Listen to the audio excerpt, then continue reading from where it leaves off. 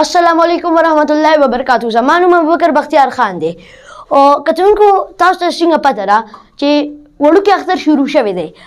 شکر الحمدلله دویمه ورځ ده. لومبۍ ورځ ډېره ښه تېره کړه. ما خپل اختر ډېر زیات ښه تېر کو، خو د ستاسو نه به تپوس کوم چې تاسو ښه تېر کو نه. امید لرم چې تاسو غونډه به ښه تېر کړي.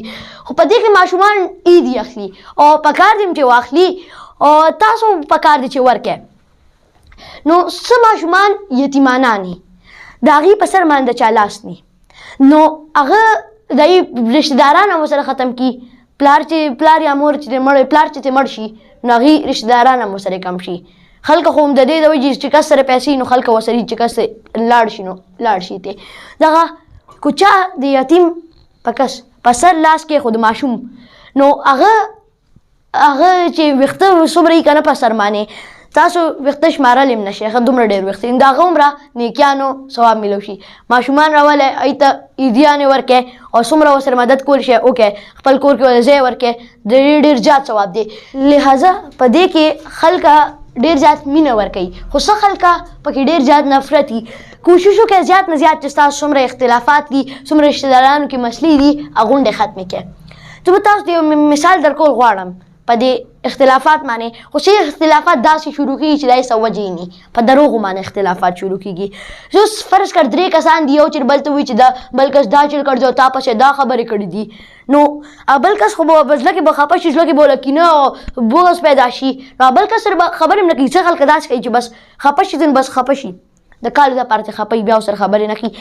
دومره سوچ ته کوي چې بل کس له ورشم او خبرې ورسره وکړم چې دا وجه څه ده. نو تاسو اوس لاړ شئ، خپل څومره نفرتونه هم دي هغه ختم کړئ.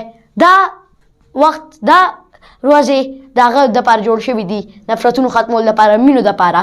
په دې کې دعوتونو کې یو بل سره میلاو شئ، اختر مبارکي ورکړئ، د روژو مبارکي ورکړئ، تراویحو مبارکي ورکړئ، د عبادتونو مبارکي ورکړئ.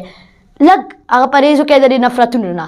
نفرت یو ډېر زیات بد چیز دی. او بل چې دا شکایتونه کوئ کس ته چې پته نه وي او د کس په شاته دا لکه داسې چې د مړ ورور خپل غوښه خوري. تاسو لږ سوچ وکړئ د مړ ورور غوښه، زه که غوښه هم خورې منم یو ډېر زیات خراب چیز دی، خو خپل ورور د خپل ورور تاسو لږ سوچ کولی شئ د خپل ورور چې څوک غوښه خوري هغه هم چې مړ وي داسې شي چې مړ نه زیات خو هغه تاسو کو. تاسو لږ پرهیز وکړئ د نفرت نه او مینه شروع کړئ، مینه ورکړئ یو بل له.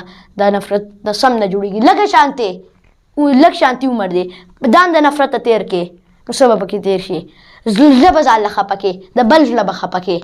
خپل په دې به کله زړه نه خوشحالېږي چې بل له زړه والا خوږ کړې بل له که نه، نو ستا به هم خرابېږي. دا به کله به هم دې په زړه نه خوشحالېږي. نو نفرتونه ختم کړئ او خوشحالیانې ورکړئ. هره خوشحالیان ورځ ده، نور خوشحاله کړئ، ځان خوشحاله کړئ. څوک خفه کوئ نه ځان خفه کوئ نه مل خفه کوئ.